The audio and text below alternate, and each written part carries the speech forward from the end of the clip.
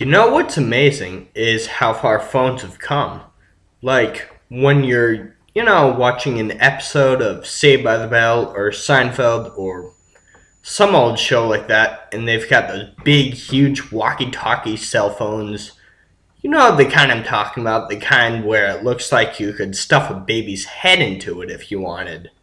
They don't have that nowadays. Nowadays, what they have is their cell phones are so small. And of course, the problem with this is that you can set the phone down somewhere and then just 2 minutes later, have no idea where you put the phone.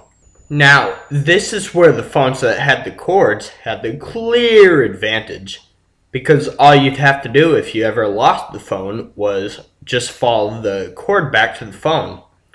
Just like when you're in the woods, just follow the trail of M&Ms back to the entrance of the woods. I was over at my friend's house the other day, and he had one of those old turnstile phones on the wall.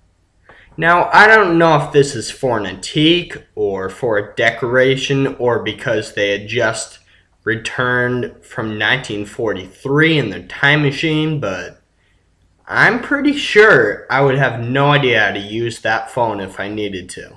And it even had one of those old timely earpieces that looked just a little bit better than a styrofoam cup that kids use when they're playing telephone.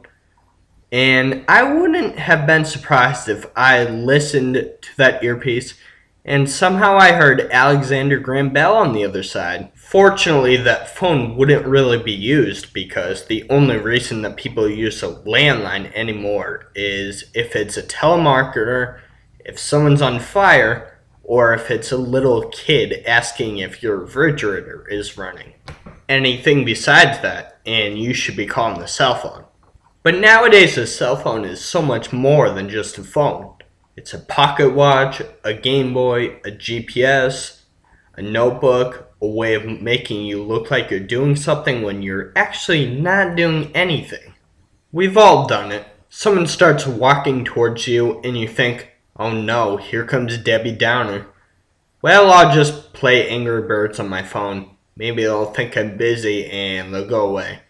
And then they think, oh well, I was going to talk about the harmful effects of cell phones on the human body, but it looks like they're trading stock on their smartphones, so I'll leave them alone and go away. Smartphones are, of course, a big advancement because instead of just paying attention to your friend's phone call, you can instead be watching a live streaming of the football game.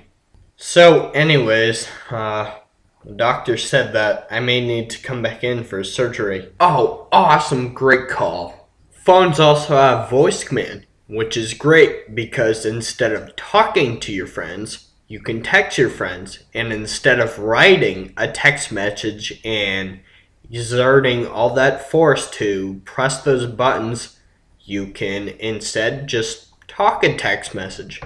It's all about making it so you do as little work as possible.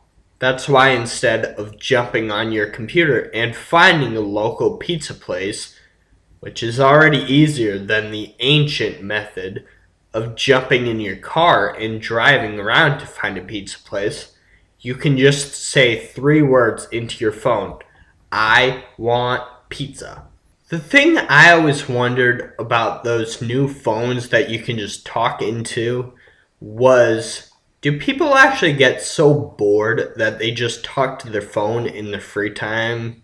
Mom, Dad, I know how you wanted me to go out and make new friends, so that's why I'd like you to meet my best friend, iPhone 4S.